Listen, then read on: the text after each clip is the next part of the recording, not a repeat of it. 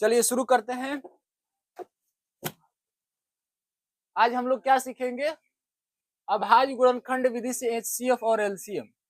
HCF और LCM आप पहले से ही जानते होंगे, लेकिन आज कैसे सीखेंगे ये भी आप पहले से सीख चुके होंगे। लेकिन 10th क्लास में भी इसकी चर्चा की गई है और बोर्ड एग्जाम में भी ये पूछता है।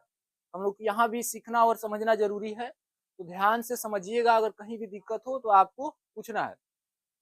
पहले हम दोनों एक ही साथ सीखेंगे, पहले एचसीएफ तब एलसीएम। अभाज्य गुणनखंड पहले करना सीखते हैं। क्या बोले हैं? अभाज्य गुणनखंड विधि से। तो अभाज्य गुणनखंड क्या होता है वो देखिएगा। कोई जैसे संख्या ले लेते हैं, 60 ले लेते हैं कोई संख्या, बोलेंगे 60 का अभाज्य गुणनखंड कीजिए। 60 का अभाज्य गुणनखंड कैसे होगा? तो 2 से 30 बार में, फिर 2 से 15 बार में, 3 से 5 बार में, फिर 5 से 1 बार में। यानी 60 का अभाज्य गुणनखंड क्या हुआ? 2 गुने 2 गुने 3 गुने 5। यानी जो संख्या बोला है जिसका अभाज्य गुणनखंड निकालना, सबको अलग अलग गुणनखंड में तोड़ेंगे और जो जो संख्या आएगी सब क्या होना चाहिए? अभाज्य संख्या होनी चाहिए। बताइए 2 क्या है? ये 2, 3, 5। आज आप लोग सोच रहे होंगे कि इसको हम लोग ऐसे नहीं लिख सकते हैं, तो नहीं लिख सकते हैं, क्योंकि 4 3 12 5 60 इसका भी आंसर आएगा, लेकिन इसको ऐसे नहीं लिख सकते हैं क्योंकि अभाज्य गुणनखंड 4 नहीं है। अभाज्य गुणनखंड बोलेगा, हाँ देखिए ऑप्शन में कभी कभी पूछ देता है, ऑब्जेक्टिव में ये दे देगा, बोलेगा 60 का अभाज्य गुणनखंड बताइए। ऑप्शन ए रहेगा ये, ऑप्शन बी रहेगा ये, ऐसे ऐसे दे देगा। आपको लगेगा सब सही है, हो सकता है ऑप्शन ए में यही दे दे, आप यही इसी को करके चले आइएगा, जो कि क्या हो जाएगा? गलत हो जाएगा। ये वाला नहीं करना है। क्यों नहीं होगा? क्योंकि 4 3 12 5 60 आ रहा है, लेकिन क्यों नहीं होगा? क्योंकि 4 जो है वो अभाज्य संख्या नहीं है, भाज्य संख्या है। हमें क्या लिखना है? अभाज्य गुणनखंड के रूप में लिखना है। समझ रहे हैं ना? क्यों नहीं होगा? अभाज्य गुणनखंड मतलब जो जो हम गुणनखंड लिखे हैं सब कैसी संख्या होनी चाहिए? अभाज्य संख्या होनी चाहिए, भाज्य नहीं। क्या होनी चाहिए? अभाज्य होनी चाहिए। 60 का अभाज्य गुणनखंड क्या आया? 2 गुने 2 गुने 3 गुने 5। इसको हम एक और तरीका से लिखते हैं। कैसे लिखते हैं? तो 2 2 बार आया है तो क्या लिखेंगे? 2 का पावर 2।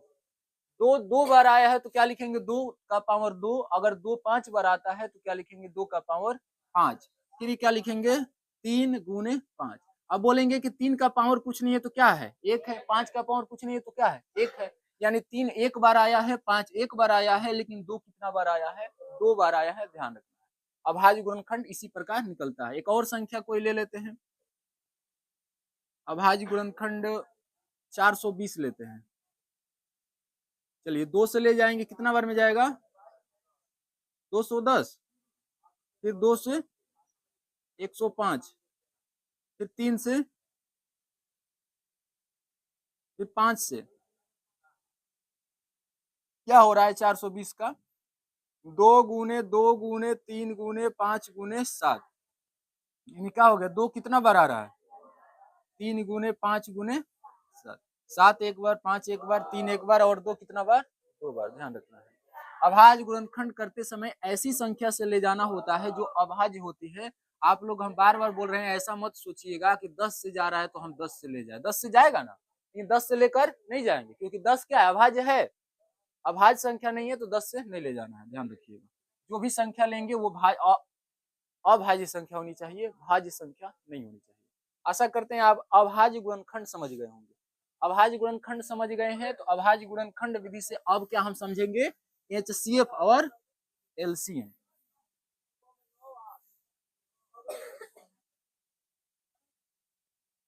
कोई एग्जाम्पल लेते हैं। 40 और 50। 40 और 50 का एचसीएफ और एलसीएम किससे निकालेंगे? अभाज्य गुणनखंड से ही निकालेंगे, ठीक ना? अभाज्य गुणनखंड से एचसीएफ और एलसीएम निकालना है। तो जिस जिस संख्या का एचसीएफ एलसीएम निकालना है, सबसे पहले उसका क्या कर देंगे? सबसे पहले क्या करेंगे? उसका अभाज्य गुणनखंड करेंगे। अभाज्य गुणनखंड करेंगे। जिसका जिसका एचसीएफ एलसीएम निकालना है उसका क्या करेंगे? अभाज्य गुणनखंड करेंगे। हो सकता है 2 संख्या दे या 2 से अधिक भी रहता है। 3 संख्या दे तो तीनों का अभाज्य गुणनखंड करेंगे, 4 दे तो चारों का अभाज्य गुणनखंड करेंगे। इन सबको क्या करेंगे? अभाज्य गुणनखंड करेंगे। 2 से फिर हो जाएगा 10, 2 से क्या हो जाएगा? 5, 5 से 1, फिर ये क्या हो जाएगा? 25, 5, 5 होगा ना? यानी क्या आया? 40 का अभाज्य गुणनखंड क्या आया? देखिए एक ही बार लिख देते हैं। 2 कितना बार आया है? 3 बार। तो 2 का पावर क्या लिखेंगे? 5 कितना बार आया है? 5 का पावर क्या लिखेंगे? किसी को दिक्कत? इसमें दिक्कत है किसी को? फिर 50 में आएंगे। 50 2 कितना बार आया है? गुने 5 कितना बार आया है? 2 बार। किसी को दिक्कत? ठीक। अभाज्य गुणनखंड इसी तरह से होता है। यहाँ तक की दिक्कत नहीं ना है? अब क्या करेंगे? पहले HCF निकालते हैं। HCF में एक यहाँ बात लिखे, देखिएगा, संख्याओं के जो उभयनिष्ठ अभाज्य गुणनखंड है, उभयनिष्ठ अभाज्य गुणनखंड, उभयनिष्ठ मतलब जो जो संख्या दी गई है सबके गुणनखंड में दोनों में आना चाहिए। 2 जैसे यहाँ आया है तो यहाँ भी आना चाहिए, 5 यहाँ आया है तो 5 यहाँ भी हो। उभयनिष्ठ मतलब समझ रहे हैं ना? जिस संख्या के लिए उभयनिष्ठ खोजना है वो संख्या दो, जितनी भी संख्याओं का हम अभाज्य गुणनखंड निकाले हैं सब में आना चाहिए। जैसे मान लीजिए कोई अभाज्य गुणनखंड ऐसे आ रहा है, 2 का पावर 3 गुने 5 गुने 7 ऐसे आ रहा है, 2 का पावर 4 गुने 5 का स्क्वायर गुने 8 9 9 नहीं होगा, 11 आ रहा है, 4 का 2 गुने 5 गुने 13 आ रहा है, ऐसा आ रहा है। 3 अभाज्य गुणनखंड दिए हैं। अब बोलेंगे कौन कौन उभयनिष्ठ है, तो हम उभयनिष्ठ क्या बोले कि सब में होना चाहिए। क्या होना चाहिए? उभयनिष्ठ का मतलब सब में होना चाहिए। तो 2 सब में हो रहा है तो 2 क्या हो जाएगा? उभयनिष्ठ हो जाएगा, होगा ना? फिर 5 देख रहे हैं सब में आ रहा है, 1 बार आई या 2 बार आई या 3 बार आई, लेकिन आ रहा है ना सब में, तो 5 भी उभयनिष्ठ हो जाएगा। लेकिन 7 क्या सब में आ रहा है क्या? 7 उभयनिष्ठ नहीं होगा। 11 सब में आ रहा है क्या? 11 नहीं होगा। 13 सब में आ रहा है क्या? 13 नहीं होगा। उभयनिष्ठ का मतलब सब गुणनखंड में वो संख्या दिखनी चाहिए। तो हम क्या बोले? उभयनिष्ठ अभाज्य गुणनखंड के उभयनिष्ठ 2 भी है क्योंकि 2 दोनों में आ रहा है, 5 भी है, किसी को दिक्कत? 2 भी है, 5 भी है उभयनिष्ठ।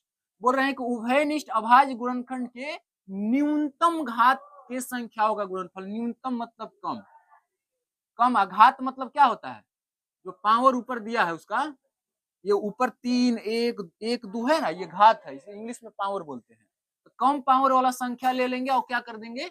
गुणनफल यानी गुना कर देंगे। किसके लिए? HCF के लिए। फिर समझिए, HCF के लिए क्या करेंगे? जो उभयनिष्ठ अभाज्य गुणनखंड है, जो सब में आया हुआ है, उसका कम वाला पावर वाला संख्या लेकर गुना कर देंगे, कम पावर वाला लेंगे। उभयनिष्ठ 2 आया है कि नहीं आया है? आया है ना? तो उभयनिष्ठ में कौन वाला लेना है? कम वाला लेना है। तो कम वाला क्या है? 2 का पावर 1 है। कम वाला मतलब 2 का पावर 1 और 2 का पावर 3। तो 2 का पावर 3, 3 तो पावर ज्यादा है, हमें कम पावर लेना है। समझ रहे हैं ना? कम पावर लेना है, अधिक वाला नहीं लेना है। 2 का पावर 1 कम पावर है, 2 का पावर 3 अधिक पावर है, तो हमें कौन लेना है? कम वाला। तो 2 का पावर 1 ले लिए। और फिर 5 भी उभयनिष्ठ है, 5 को भी लेना जरूरी है। तो 5 क्या बोल रहा है कि 5 के लिए भी क्या लेंगे? न्यूनतम घात लेंगे। तो न्यूनतम घात क्या है? तो गुना करेंगे तो कितना होगा? 10। यानी HCF कितना हुआ? 10। LCM बाद में बताएंगे। फिर एक और HCF के लिए एक एग्जांपल लेते हैं।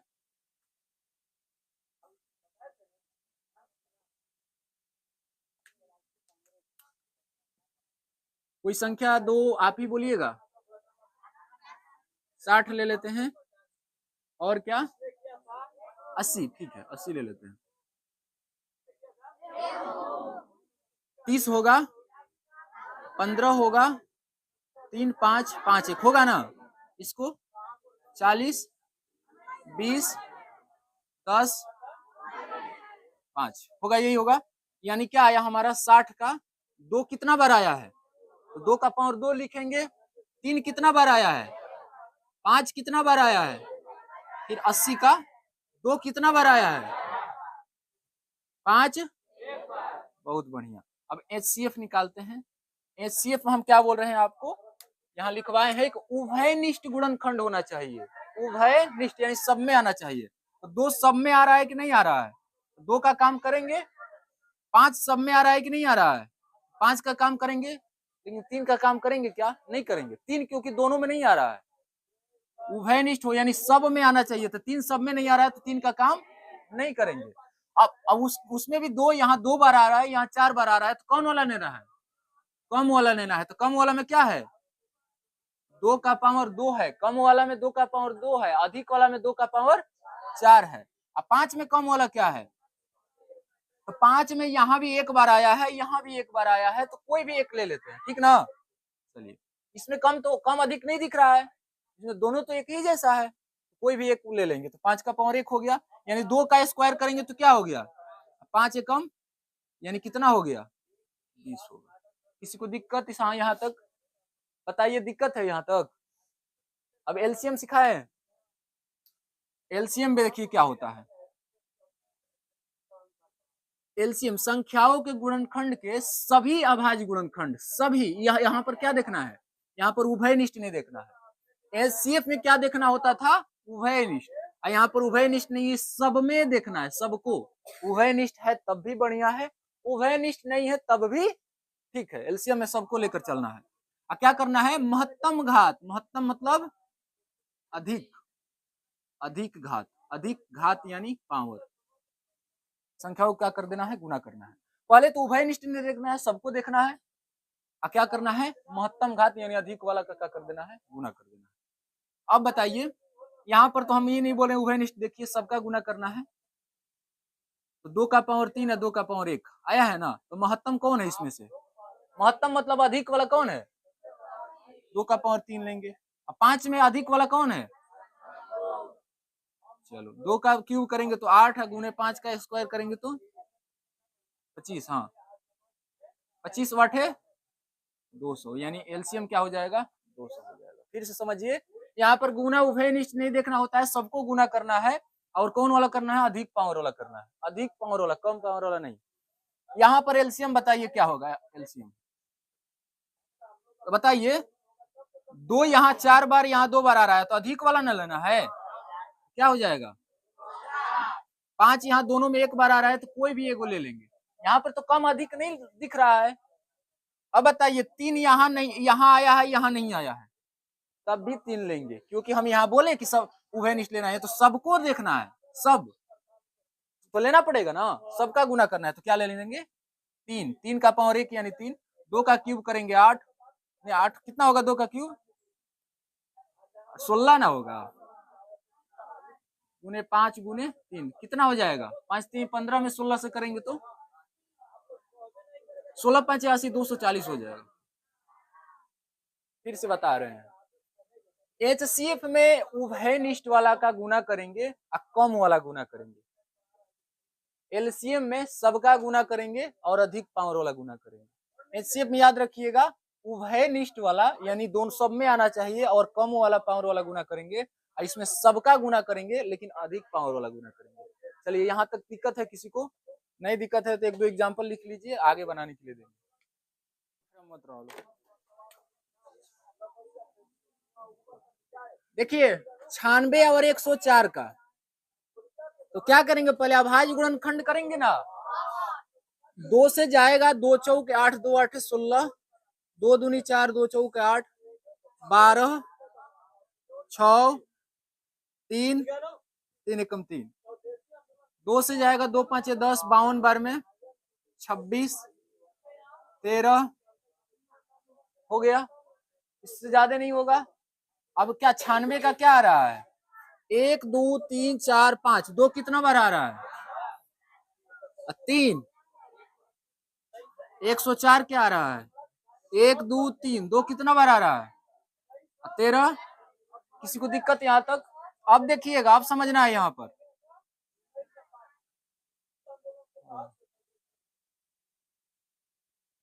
देखो, एचसीएफ क्या कर रहे हैं?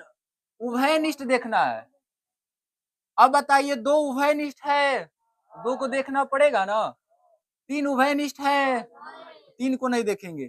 13 उभयनिष्ठ है, 13 को नहीं देखेंगे, केवल किसको देखेंगे? 2 को। और उभयनिष्ठ में भी क्या देखना है? कम पावर वाला। बताइए क्या है? 2 का पावर 3 है, यानी 2 को कितना बार गुना करना है? कितना होगा? एलसीएम देखिएगा, एलसीएम में क्या देखना है? सबका देखना है, सब में। सब और महत्तम वाला देखना है, अधिक वाला। तो 2 है तो 2 महत्तम में क्या है, 2 अधिक में क्या है, 2 का पावर 5 है। और 3 नहीं है तब भी 3 को लेंगे, ठीक ना, 3 का पावर 1। 13 नहीं है तब भी 13 लिया जाएगा। किसी को दिक्कत? गुना सबका होता है, सभी देखिए यहाँ लिखे है ना, सभी। 2 का पावर 5 क्या होता है, 2 का पावर 5 32। 32 गुने 13 तिया 39, 39 में 32 से आप गुना कर लीजिएगा, जो आंसर आएगा वही हमारा क्या होगा, एलसीएम होगा। ठीक, किसी को कुछ पूछना है यहाँ तक? किसी को भी एलसीएम और एचसीएफ या अभाज्य गुणनखंड निकालते वक्त या एचसीएफ में या एलसीएम में कहीं भी कुछ पूछना है तो निडर होकर पूछिए।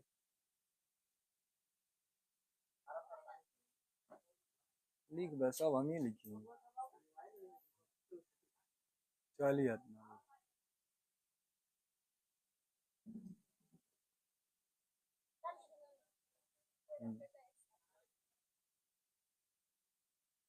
कितना टाइम हो रहा है, 8:15। एक और एग्जांपल ले लेते हैं, वो बनाने के लिए देंगे, छोड़ दे, बनाने के लिए दे दे। हाँ दे देते हैं बनाने के लिए। देखा तो पहले आवाज आयल बा कि ना, विश्वास नहीं किया।